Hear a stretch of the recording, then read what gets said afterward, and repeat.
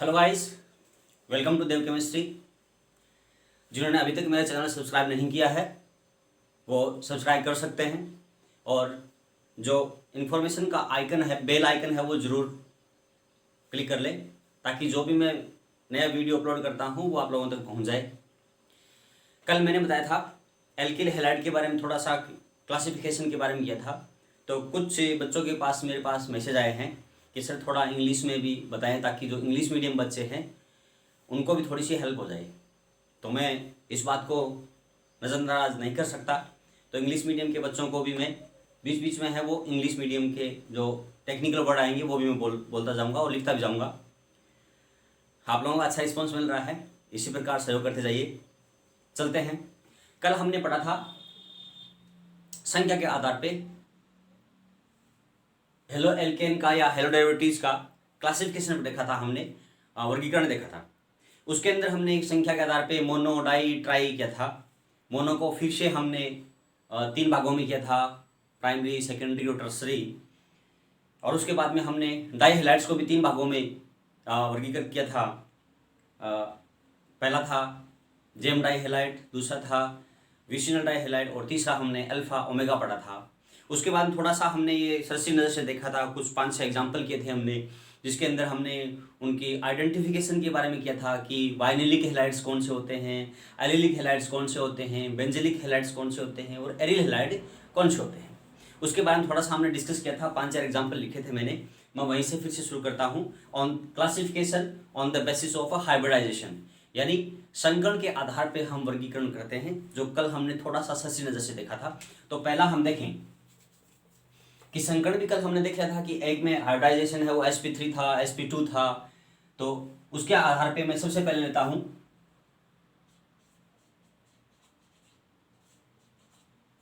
Alkyl halide, दूसरा है allylic halide, allylic halide, तीसरा है बेंजिलिक, बेंजिलिक हैलाइड, चौथा है इसके अंदर वाइनिलिक हैलाइड और पांचवा हम पढ़ेंगे इसके अंदर एरिल हैलाइड। वैसे देखा जाए तो अपने सिलेबस के अंदर एक तो एल्किल हैलाइड है और एक यहाँ पर एरिल हैलाइड है, दो ही है। इनके बारे में हमें ज़्यादा कोई जानकारी नहीं है, सिर्फ 1-2 नाम आएंगे बीच के अंदर, वो सिर्फ नामकरण के अंदर आएंगे, आईयूपीएसी नामकरण के अंदर है या कॉमन नाम के अंदर है उसके अंदर आएंगे, बाकी इसके कोई हम चर्चा नहीं करेंगे। सबसे पहले एल्किल हैलाइड। एल्किल का मतलब क्या होता है? एल्किल ये 2 शब्द से मिलकर बन गया एल्क। इसका मतलब होता है नंबर ऑफ ए कार्बन। इसका मतलब क्या हो गया? Number of A carbon, elk का। और YL है, इसके है हमने अनुलग्न लगा दिया है, ठीक है। अनुलग्न को हम कहते हैं सफिक्स इंग्लिश के अंदर। तो यहां पर हमने एल्क प्लस YL ने नंबर ऑफ कार्बन के आधार पे उनका नाम और उसके लास्ट में क्या लगा देते हैं? YL लगा के और प्लस में हैलाइड कर देते हैं। प्लस में क्या कर देंगे? हैलाइड। तो वो क्या हो जाते हैं? एल्किल रहते हैं। यानी एल का मतलब है नंबर ऑफ कार्बन और बॉन्ड कौन सा होगा? कार्बन और कार्बन के बीच में सिंगल बॉन्ड होगा। जैसे मैं एग्जांपल लूं जो कल हमने डिस्कस भी किया था, CH3 CH2 और Br। इसको मैंने लिखा एथिल ब्रोमाइड। नाम क्या लिखा है इसका? Ethyl bromide. हमने इसका एथिल ब्रोमाइड नाम लिखा है। तो यहां देखिए एथ एल्किल समूह हो गया, ब्रोमाइड यहां पर हेलोजन समूह हो गया, तो उसका क्या हमने? हैलाइड। यानी जब कार्बन और कार्बन सिंगल बॉन्ड से बंधा हुआ हो और उसके साथ हेलोजन उपस्थित हो तो उसे हम क्या कहते हैं? एल्किल हैलाइड कहते हैं, ठीक है। यहां पर आप कोई लंबी श्रृंखला ले सकते हैं, कोई शाखित श्रृंखला ले सकते हैं, सीधी श्रृंखला ले सकते हैं, किसी भी प्रकार का आप यहां पर हाइड्रोकार्बन जोड़ सकते हैं। तो ये हो गया आपका एल्किल हैलाइड। एल्किल हैलाइड में एक मुख्य बात और देखिए कि यहां पर भी sp3 संकरण है। इस कार्बन के पास हाइब्रिडाइजेशन कौन सा है, sp3, और इस कार्बन पे भी कौन सा है, sp3।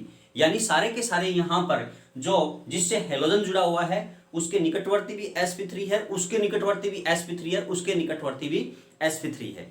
यानी सारे के सारे कार्बन है वो sp3 हाइब्रिडाइजेशन में या sp3 संकरण में रहते हैं, तो वो कहलाते हैं एल्किल हैलाइड। दूसरा देखें एलिलिक हैलाइड। एलिलिक हैलाइड यानी ऐसे हैलाइड जिनमें एलिलिक कार्बन होता है। मैं एग्जांपल लेता हूं CH3 CH double bond CH, और यहां पर मैंने CH2 और Cl कर दिया। यहां देखें ये जो कार्बन है, जो क्लोरीन या हेलोजन से जुड़ा हुआ जो कार्बन है, इस कार्बन के ऊपर संकरण है वो sp3 है। कौन सा संकरण है इसके ऊपर, sp3। लेकिन जो sp3 संकृत कार्बन परमाणु के नजदीक वाला जो कार्बन परमाणु है उसके ऊपर sp2 हाइब्रिडाइजेशन या sp2 संकरण है।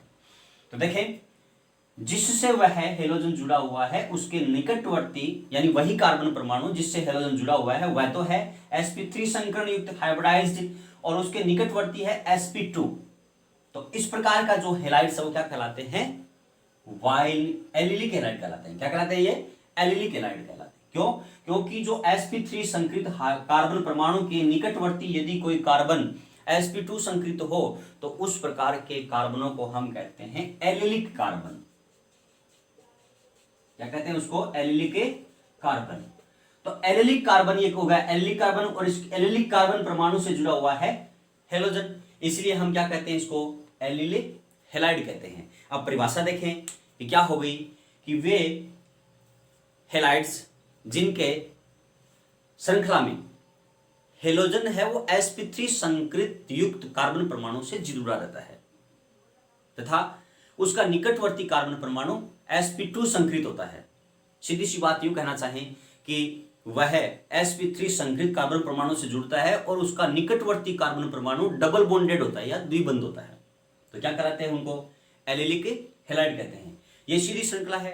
तो यदि आप इसको वलय के रूप में, यदि आप साइक्लिक कंपाउंड के रूप में लेना चाहें तो आप इसको ऐसे लिख सकते हैं जो कल मैंने लिया था एग्जांपल। यहां पर आपने कर दिया ब्रोमीन, ये कार्बन संख्या 1, ये कार्बन संख्या 2, ये कार्बन संख्या 3। तो इसका यदि हम IUPAC नाम लिखना चाहें तो क्या हो जाएगा, 3 ब्रोमो साइक्लोहेक्सिन। तो नाम क्या होगा इसका, 3 ब्रोमो साइक्लोहेक्सिन। ठीक है, तो यहां पर 3 ब्रोमो साइक्लोहेक्सिन है। इसमें भी देखिए कि यहां जो कार्बन परमाणु है इस कार्बन परमाणु पे sp3 संकरण है और निकटवर्ती कार्बन परमाणु क्या है, सॉरी हाँ सही, निकटवर्ती कार्बन परमाणु है। इस निकटवर्ती कार्बन परमाणु पर संकरण कौन सा है, sp2 है। कौन सा संकरण है इसके ऊपर, sp2 संकरण है। तो वही देखो जिससे हेलोजन जुड़ रहा है उसमें sp3, उसका निकटवर्ती पे कौन सा है, sp2 है। यहां पर देखो निकटवर्ती डबल बॉन्ड है तो निकटवर्ती डबल बॉन्ड है। तो ऐसे क्या कहलाएंगे, एलिलिक हैलाइड कहलाते हैं। ठीक है,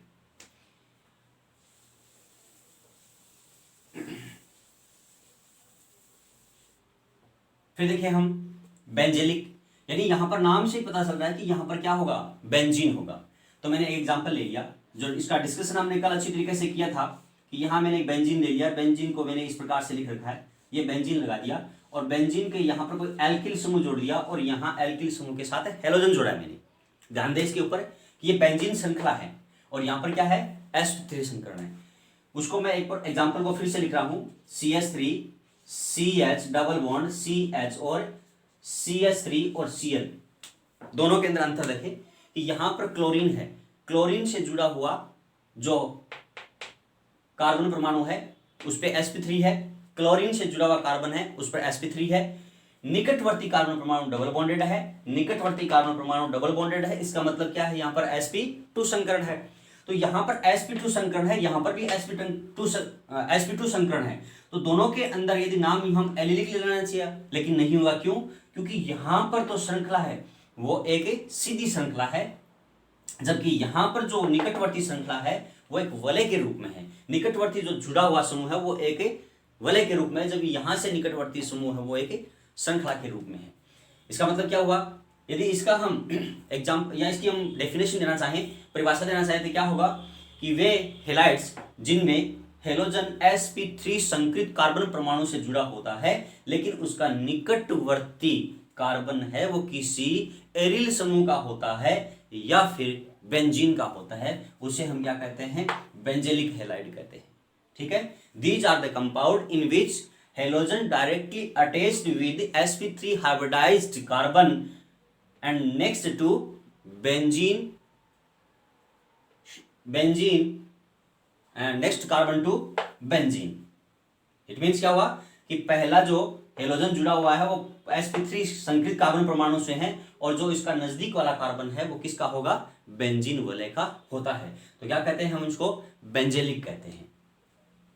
बेंजेलिक हेलाइड के अंदर 3-4 एग्जांपल और देख लेते हैं हम कि बेंजेलिक को आपने इस प्रकार से लिखा, मैंने इस वलय को ऐसे लिख देता हूं। क्यों इस वलय को ऐसे क्यों लिखते हैं कि बेंजीन की, मान लो मैं एक बार इसको मिटा रहा हूं, ये बेंजीन है, ये भी बेंजीन है और एक मैंने बेंजीन लिखा है ऐसे, तीनों में देखें, इन दोनों की हम तुलना करें, ये बेंजीन है, इनके जो डबल बॉन्ड है वो क्लॉकवाइज शुरू हो रहे हैं, यहां हो गए, देखो इस साइड से पहले यहां आया, फिर यहां आया, फिर यहां आया, लेकिन इसमें क्या हो रहा है, एंटी क्लॉकवाइज डबल बॉन्ड शुरू हो रहे हैं रेंडमली, एक यहां गया, यहां गया और यहां गया, इस प्रकार से हो रहा है। इसमें देखें, दोनों के अंदर देखें तो इन दोनों का जो मध्यवर्ती है उसको हम कहते हैं अनुनादी, और इस अनुनादी अवस्था को हम इन दोनों बॉन्डों को मिलाकर हम इस प्रकार से लिख सकते हैं। ठीक है ना, तो ये दोनों श्रृंखलाओं को मिलाकर ये लिखते हैं, इस प्रकार से लिखते हैं। इसका मतलब है कि ये वाली श्रृंखला भी हो सकती है, सॉरी ये वाली भी स्ट्रक्चर हो सकती है बेंजीन की, और ये वाली स्ट्रक्चर भी हो सकती है, जो हम आगे अनुनादी संरचना के अंदर अच्छी तरीके से मैं उसको समझा दूंगा। देखें, फिर लिखता हूं वापस, यहां पर लिया CH2 और Cl, मैंने यहां पर एक CH ले लिया, इधर कर दिया मैंने Cl और इधर भी कर दिया Cl, दोनों में अंतर देखें,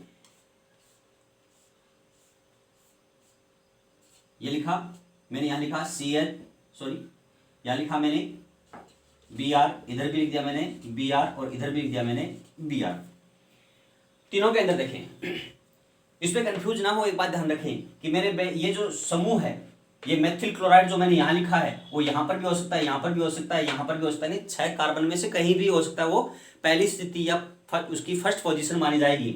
मैंने यहां लिखा है तो भी ये फर्स्ट है, यहां लिखा है तो भी ये पहला है कार्बन, यहां लिखा है तो भी ये पहला, मैं यहां लिख देता तो भी पहला कार्बन ही होता, जब तक इसके साथ कोई फंक्शनल ग्रुप, क्रियात्मक समूह अथवा इसके साथ कोई प्रतिस्थापी समूह, सब्स्टिट्यूट ग्रुप, फंक्शनल ग्रुप, प्रतिस्थापी या कोई क्रियात्मक समूह इनके साथ नहीं आता है तो उसकी स्थिति को एक ही माना जाता है।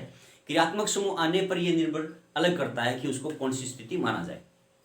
यहां देखें कि यहां पर तो केवल एक हेलोजन जुड़ा हुआ है, यहां पर 2 हेलोजन जुड़ गए और यहां पर इसके पास 3 हेलोजन जुड़ गए।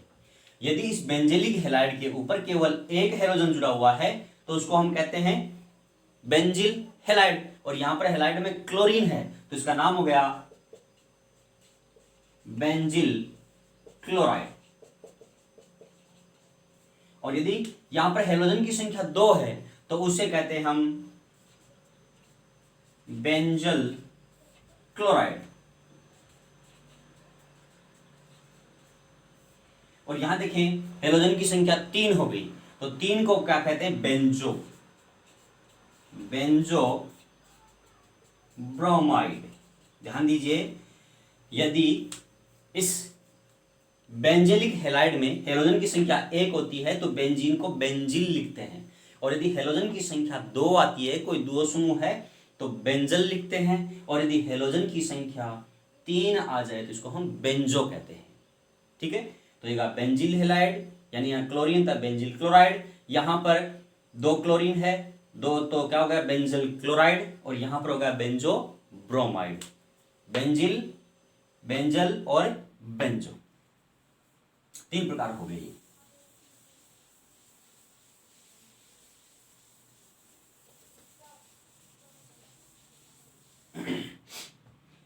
अगला देखें वाइनिलिक हेलाइड।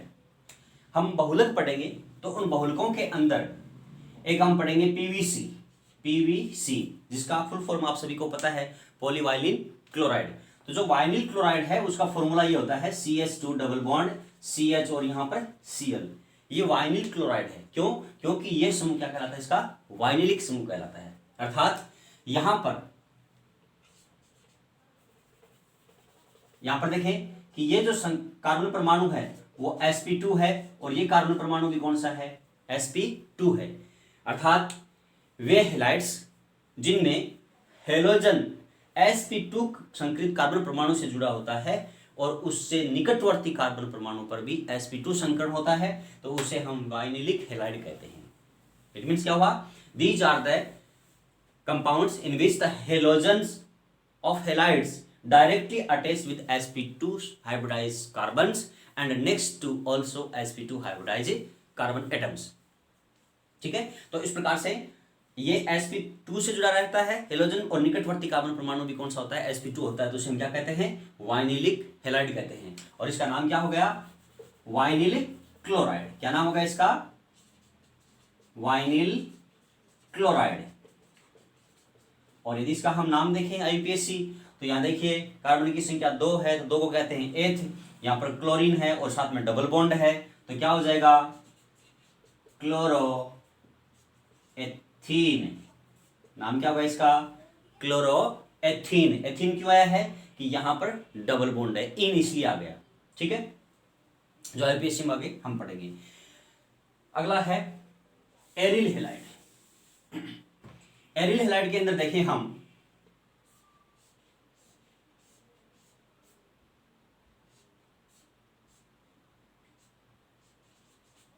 इस प्रकार का कोई हो, यहां पर क्या है कि हेलोजन एरोमेटिक कार्बन से जुड़ा हुआ है। कंफ्यूज ना हो, मैं फिर से वो एग्जांपल लिख रहा हूं।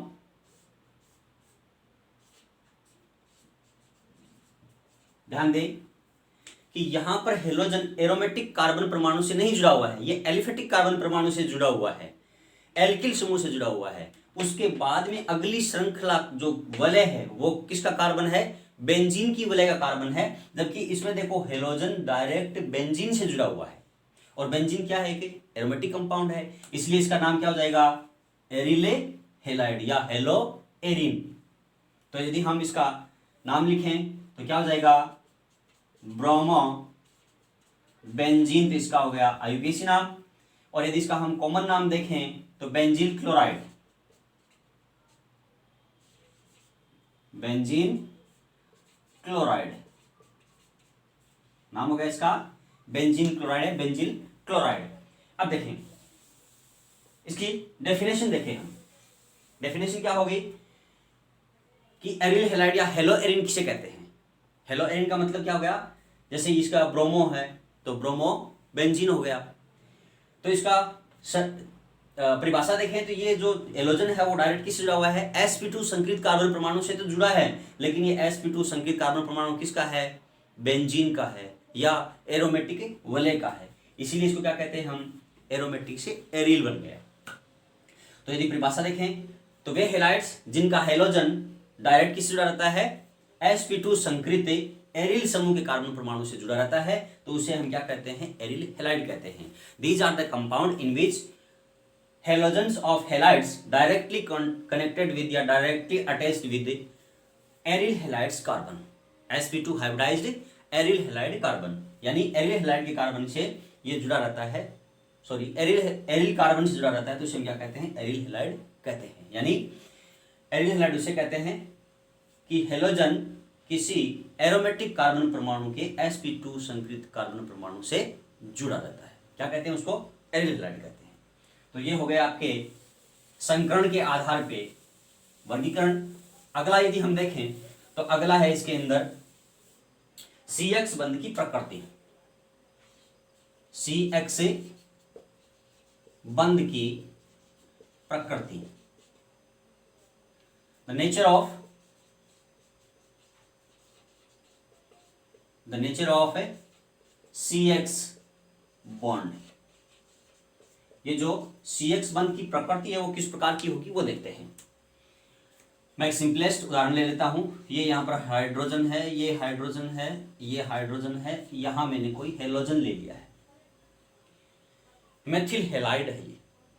अब इसमें देखें कि हमें पता है कि आवर्त सारणी में सर्वाधिक विद्युत ऋणता है वो हेलोजन ग्रुप की होती है, एक्स की। एक्स बराबर कौन सा होता है, यदि फ्लोरीन लेते हैं तो इसकी विद्युत ऋणता होती है 4, क्लोरीन लेते हैं तो इसकी लगभग होती है 3, आयोडीन लेते हैं तो इसकी 2.8 की अप्रोक्सीमेट होती है, और ब्रोमीन की है, सॉरी यहाँ पर बी आर आएगा, ब्रोमीन की है 2.8 की अप्रोक्सीमेट, और आयोडीन की होती है 2.6 के लगभग इनकी इलेक्ट्रोनेगेटिविटी होती है। अब देखें कार्बन की होती है 2.5, कार्बन की कितनी हो गई 2.5, थोड़ा नई वाली बुक के अंदर दो कहीं में 2.6 भी दे रखी है। तो ये जो इलेक्ट्रोनेगेटिविटी है विद्युत ऋणता है, और कार्बन की ये है, इन दोनों में अंतर देखें। विद्युत ऋणता क्या होती है कि किसी परमाणु द्वारा इलेक्ट्रॉनों को अपनी ओर आकर्षित करने की क्षमता को, उसको हम क्या कहते हैं, विद्युत ऋणता कहते हैं। यहाँ ध्यान देने योग्य बात है कि विद्युत ऋणता एक विमाहीन राशि है। क्यों? क्योंकि ये इलेक्ट्रॉनों को आकर्षित करने की सिर्फ क्षमता है, इसीलिए इसकी कोई विमा नहीं होती, विमाहीन राशि है। अब यहाँ देखिए इसकी विद्युत ऋणता 2.5 या 2.6, इसकी विद्युत ऋणता इससे ज्यादा है। ज्यादा होने से इसके इलेक्ट्रॉन है वो हेलोजन की ओर आंशिक खिसक जाते हैं या सरक जाते हैं, थोड़े से विस्थापित हो जाते हैं। तो अब देखें कि यदि जैसे ही इसकी तरफ ये विस्थापित होते हैं तो इसकी संरचना में क्या हो जाएगा, कार्बन को मैं ऐसे लिख देता हूं और यहाँ पर हेलोजन लिख दिया, तो इस हेलोजन के ऊपर तो आंशिक धनावेश आ जाता है, ऋणावेश आ जाता है, और कार्बन के ऊपर आंशिक धनावेश आ जाता है। अर्थात इस पर पार्शियल नेगेटिव और इस पर पार्शियल पॉजिटिव आ जाता है। जो आंशिक है उसको हम डेल से लिखते हैं, ये डेल है, तो ये डेल है। तो आंशिक यहां पर धनावेश ऋणावेश आ जाता है हेलोजन के ऊपर, और कार्बन के ऊपर आंशिक धनावेश आ जाता है। तो यहाँ पर आंशिक ऋणावेश और धनावेश उत्पन्न होने के कारण यहाँ पर दो पोल बन गए, एक नेगेटिव पोल और एक पॉजिटिव पोल। और अणु कैसा होगा, ये ध्रुवीय हो गए। अणु कैसा हो गया, ये ध्रुवीय हो गए। तो ध्रुवीय होने के कारण इसमें यदि बंध पहले सहसंयोजक था, परंतु विद्युत ऋणताओं में अंतर के कारण इसका बंध कैसा हो गया है, सहसंयोजक ध्रुवीय हो गया है। कौन सा हो गया, ये सहसंयोजक ध्रुवीय हो गया है। अब जब इसका बंध है वो सहसंयोजक ध्रुवीय हो गया है, तो नेचर भी कौन सी हो गई, इसकी प्रकृति भी कौन सी हो गई, सहसंयोजक ध्रुवीय हो गई है। इट मीन्स क्या हो गया, सहसंयोजक क्या कहते हैं, कोवलेंट, और ध्रुवीय क्या कहते हैं, पोलर।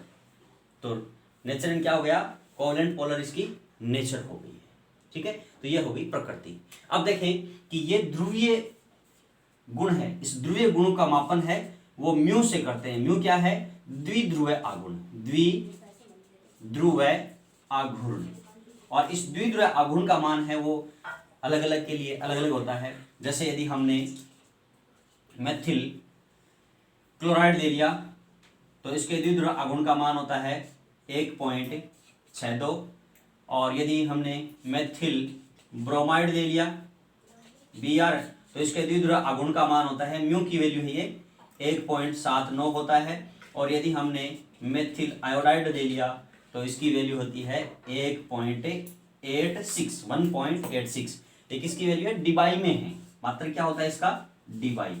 तो ध्यान दें कि जैसे जैसे इनका आकार बढ़ रहा है एल्किल समूह समान होता है, और जैसे जैसे आकार बढ़ रहा है तो ध्रुवता में वृद्धि होती है। इसलिए सर्वाधिक ध्रुवीय कौन है, सर्वाधिक ध्रुवीय तो क्या, मेथिल आयोडाइड, उसके बाद ध्रुवीय कम कौन है, मेथिल ब्रोमाइड, और सबसे कम ध्रुवीय कौन सा हो गया, मेथिल क्लोराइड। अर्थात इस प्रकार से इनके ध्रुवीय गुणों की व्याख्या होती है। अर्थात CX1 की प्रकृति कैसी होगी, नेचर कैसी हो गई है, कैसी हो गई है, वो सहसंयोजक ध्रुवीय प्रकृति होता है, कोवलेंट पोलर इन नेचर होता है।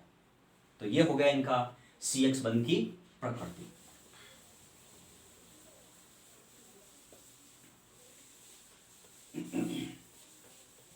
अगला टॉपिक है IUPAC नामकरण या इसका नामकरण।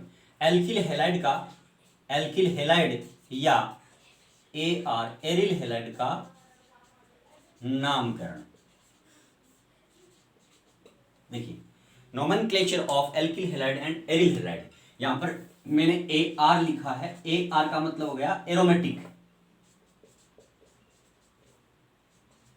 और यदि एरोमेटिक होता है तो वलय कैसी होगी, बेंजीन की वलय हो सकती है या और हो सकती है। आर क्या हो गया, एल्किल समूह है।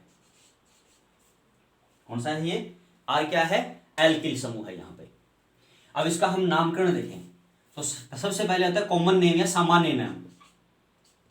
सामान्य या कॉमन नेम या रूड नेम, इसके अंदर क्या करते हैं, कुछ नहीं करना, एल्किल या एरिल, या तो क्या लें एल्किल या क्या लें एरिल, और साथ में क्या जोड़ दें, हेलाइड जोड़ देते हैं। इसके अलावा है वो कोई इसके अंदर परिवर्तन नहीं है। जैसे CH3Cl, तो एल्किल समूह क्या है यहाँ पे, मेथ है, तो नाम क्या होगा इसका, मेथिल, और साथ में क्या है, हेलाइड जोड़ते हैं, तो यहां पर क्लोरीन आया तो क्लोराइड। ठीक है, इसी प्रकार से मैं दूसरा ले लेता हूं, CH3CH, यहां पर मैंने CH3 कर दिया और यहां ये कर दिया क्लोरीन, तो इधर देखें कि अब ये आइसो संरचना में हो गया है। क्या हो गया, ये आइसो संरचना के अंदर हो गया है। कार्बन कितने, 3, तो नाम हो गया इसका आइसोप्रोपिल। नाम क्या हो गया इसका, आइसोप्रोपिल। ठीक है, इसी प्रकार से यदि हम इस प्रकार से दूसरा कोई एग्जांपल ले, CH3C, इधर भी CH3, इधर भी हम CH3 ले ले, और यहां पर मैंने Br ले लिया, तो ध्यान दे यहां पर 1 2 3 कितने कार्बन से गिरा हुआ है, ये 3 कार्बनों से गिरा हुआ है, इसीलिए इसको हम तृतीय कार्बन कहते हैं। और तृतीय कार्बन को 3 डिग्री से इसको डिनोट करते हैं, रिप्रेजेंट करते हैं, तो नाम क्या हो गया, तृतीय के कार्बन कितने हैं इसके अंदर, 1 2 3 4, तो चारों कहते हैं ब्यूट, और ब्यूट का YL होगा था ब्यूटिल। नाम क्या हो गया, तृतीय के ब्यूटिल ब्रोमाइड। ये तो हो गया एल्किल समूह होने पर। यदि यहां पर एरिल समूह हो जाता है तो एरिल समूह को क्या करते हैं, जैसे मैंने बेंजीन का एग्जांपल ले लिया यहाँ पे, और बेंजीन को साथ में लिख दिया मैंने, ये बेंजीन ले लिया, और यहां से लिखो, यहाँ लिखो, यहाँ लिखो, कहीं पर लिखो, एक लिखो तो वो कहीं पर भी एक ही रहेगा। तो यहां पर मैंने क्लोरीन लिखा है, तो इसका नाम क्या हो गया, सेम है, एरिल लिख के हेलाइड लिख दो, तो यहां पर क्या है, एरिल समूह है, बेंजीन है, तो नाम हो गया बेंजीन क्लोराइड। Benzene chloride. ठीक है, benzyl chloride, sorry benzyl chloride हो गया, एक बेंजीन क्लोराइड, एरिल समूह बेंजीन क्लोराइड। अब देखिए कि यहां पर जब एक समूह हो, जो हेलोजन समूह एक है, तब तो ये हो गया। अब यदि हेलोजन समूह 2 3 ऐसे हो जाए तो कैसे करते हैं उनको,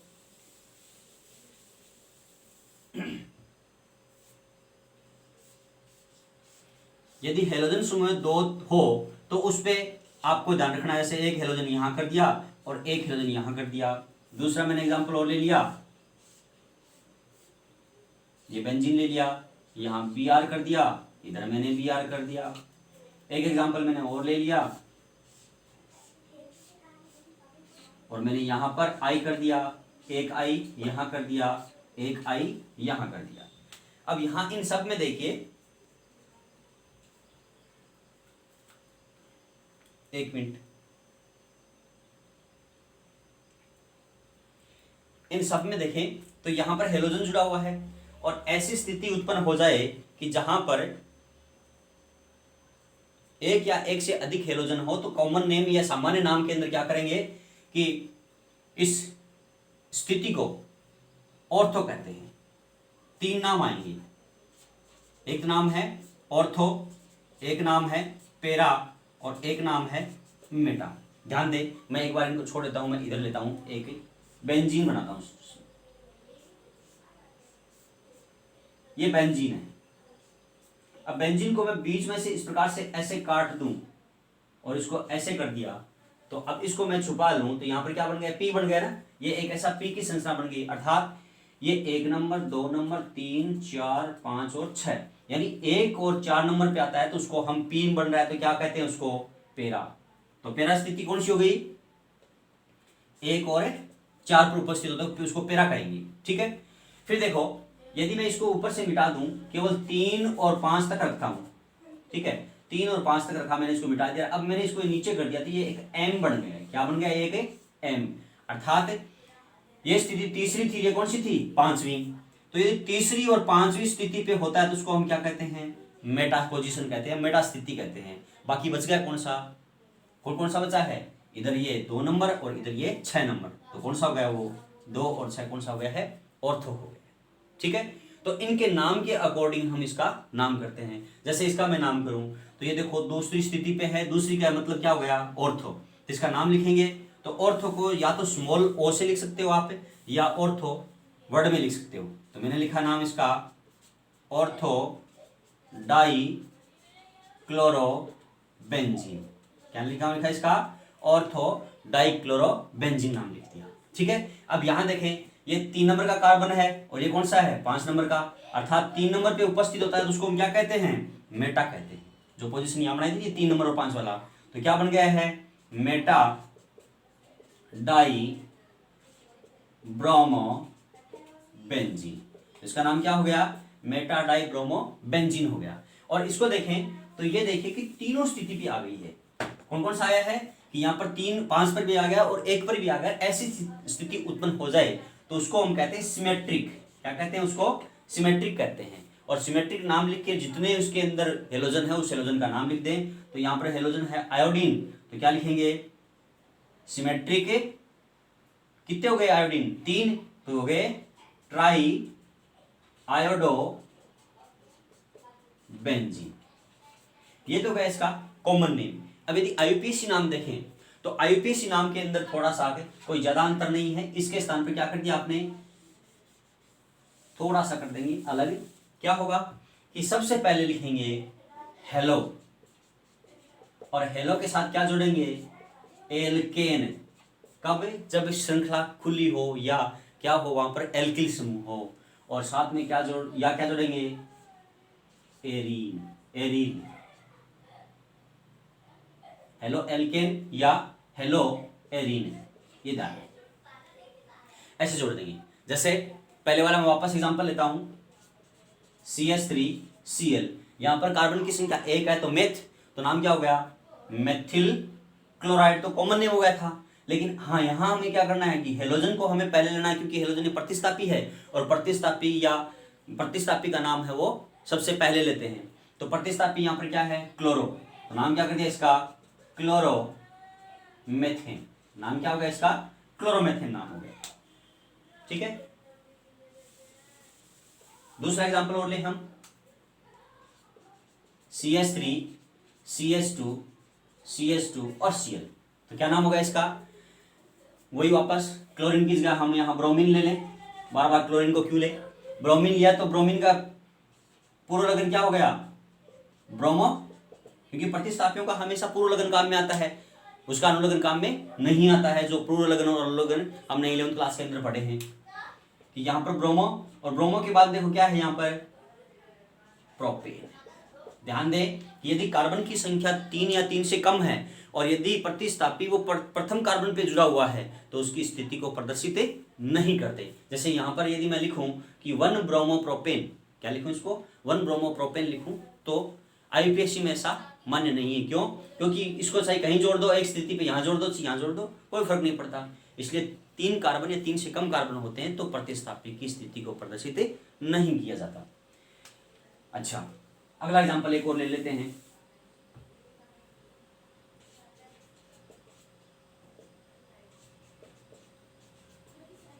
ये आयोडीन हो गया।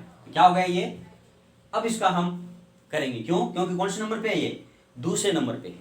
दूसरे नंबर पे होने पर अब इसका हम आईयूपीएसी में नाम करेंगे। इधर साइड से क्या हो गया ये? हम इस श्रृंखला का चयन किया, 1 नंबर 2 नंबर और 3 नंबर। क्या हो गया? यहाँ पे 3 नंबर हो गया है। ठीक है, 3 कार्बन है, 3 कार्बन को हम प्रोप कहते हैं। यहाँ पर प्रतिस्थापी समूह आयोडीन है तो आयोडीन को हम क्या कहते हैं? आयोडो कहते हैं। आयोडो कहां पर है? दूसरे कार्बन के ऊपर है, तो इसको हम पोजीशन को सबसे पहले हम लिखा जाता है। तो 2 आयोडो प्रोपेन। 2 आयोडो प्रोपेन हो गया। क्या हो गया यहाँ पे? 2 आयोडो प्रोपेन। अब यदि एरिडी हैलाइड का अंदर यदि हम आईयूपीएसी नामकरण देखें तो इनका आईयूपीएसी नामकरण देख लें।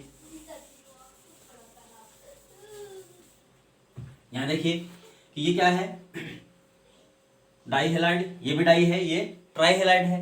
तो इनका 1 number, 2 number, 3 number, 4 number, 5 number, 6 number, इस प्रकार से हम नंबर दे लें। तो देखो यहाँ पर क्या लिखना है, सबसे पहले मैंने सूत्र लिखा था हेलो, हेलो के बाद में एरिन। तो हेलो यानी हेलोजन क्या है यहाँ पे, क्लोरीन, और क्लोरीन का पूर्ण लगन क्या होता है, क्लोरो। और क्लोरो कितनी बार है, 2 बार है। कितनी बार है, 2 बार है। तो क्या हो गया, देखो क्लोरो 2 बार है तो क्या कहते हैं उसको, डाई क्लोरो। अब देखो सिर्फ हमने डाई क्लोरो लिख दिया तो एक अटपटा सा लग रहा है, इसलिए हम क्या करते हैं कि इसकी पोजीशन को शो करते हैं कि हमने ये तो लिख दिया कि क्लोरो डाई यानी 2 बार है, क्लोरो 2 बार है, लेकिन इसकी पोजीशन नहीं लिखा तो वो गलत हो जाएगा। तो क्लोरो कहाँ कहाँ है, एक तो पहले नंबर कार्बन पे है और एक कहाँ है, दूसरे नंबर कार्बन के ऊपर है, यानी 1,2 डाई क्लोरो बेंजीन। नाम क्या हो गया इसका, बेंजीन, क्योंकि आईयूपीएसी नाम क्या करते हैं, हेलो एरिन। तो यहाँ देखिए ये पहले और दूसरे कार्बन के ऊपर है तो 1,2 डाई क्लोरो बेंजीन। इसका मतलब क्या है कि बेंजीन से क्लोरीन जुड़ा हुआ है, डाई का मतलब 2 बार। ध्यान से देखें इसको कि बेंजीन से क्लोरो जुड़ा हुआ है 2 बार। 2 बार कहाँ कहाँ है, एक तो दूसरे कार्बन पे है और एक प्रथम कार्बन के ऊपर है। इसी प्रकार इसमें आए तो ये देखो क्या है, ब्रोमीन है कहाँ कहाँ, पहले कार्बन पे और एक तीसरे कार्बन पे। तो नाम क्या हो गया, 1,3 डाई ब्रोमो बेंजीन। ठीक है, तो ये हो गया है 1,3 डाई ब्रोमो बेंजीन। वही हो गया स्थिति कि बेंजीन के ऊपर 2 ब्रोमीन है परमाणु जुड़े हुए हैं, कहाँ कहाँ पर है, 2 बार जुड़े हुए हैं, एक तीसरे कार्बन पे और एक पहले कार्बन पे। यहाँ देखें 1 नंबर, 2 नंबर, 3, 4, 5 और 6। इसका आईयूपीएसी नाम देखें क्या हो जाएगा, 1, 3, 5, कितनी बार है, 3 बार। 3 बार क्या कहते हैं, ट्राई। तो ट्राई आयोडो, आयोडीन का पूर्ण लगन क्या हो गया, आयोडो, और नाम लिख दिया इसका बेंजीन। क्या लिख दिया नाम इसका, बेंजीन लिख दिया नाम। इस प्रकार से इसका हम नामकरण आईयूपीएसी नामकरण करते हैं। ठीक है, इसके अलावा एक बेंजीन और दोनों का मिक्स ले लें, एल्किल समूह भी ले लें और वहां पर और एरिल समूह भी ले लें, दोनों को मिक्स करके यदि हम आईयूपीएसी नाम लिखें तो वो कैसे होते हैं देखते हैं।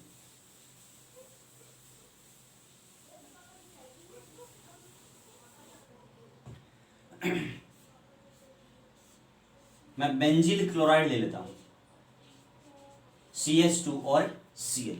अब यदि इसका हम आईयूपीएसी नाम देखें तो ये देखो इस श्रृंखला को लेंगे हम। श्रृंखला में क्या है, एक कार्बन है, एक कार्बन क्या कहते हैं, मेथ। मेथ से क्या जुड़ा होता है, देखो ये बेंजीन है और बेंजीन का OH जुड़ा रहता है, उसको कहते हैं फिनोल। क्या कहते हैं, फिनोल कहते हैं, यानी बेंजीन के साथ OH जुड़ा रहता है उसको फिनोल कहते हैं। और यहां से इसको हम हटा दें OH को, तो अब देखो यहां पर इसका सूत्र लिखना चाहिए तो C6 और H5 सूत्र बन गया है, क्योंकि यहां से एक संयोजकता खुली है इसकी। तो ये क्या बन गया है, फिनोल से अब क्या बन गया है, फेनिल बन गया है। अब क्या बन गया है, फिनोल से फेनिल बन गया है। ठीक है, तो ये क्या है, देखो ये सेम ही है। तो क्या हो गया, मेथेन से क्या जुड़ा हुआ है, फेनिल, और क्या जुड़ा हुआ है, क्लोरो। तो नाम क्या होगा इसका, क्लोरो। क्लोरो में सी आता है तो सी पहले आ जाएगा, क्लोरो फेनिल मेथेन। तो इससे क्या हो जाएगा, इस प्रकार से इसका आईयूपीएसी नामकरण हो जाता है। और इस प्रकार से आज हमने संगण के आधार पे है वो हेलोजन व्युत्पन्न कहा है, वर्गीकरण पढ़ा है। इसके अलावा हमने इनका CX बंध की प्रकृति पढ़ी है, इनका आईयूपीएसी नाम पढ़ा है, एरिल हैलाइड का और एल्किल हैलाइड का। कल हम इनके निर्माण की विधियों के बारे में डिस्कस करेंगे, जो अगले वीडियो के अंदर हम आपको भेज दूंगा। मेरे चैनल को सब्सक्राइब करना न भूलें। धन्यवाद।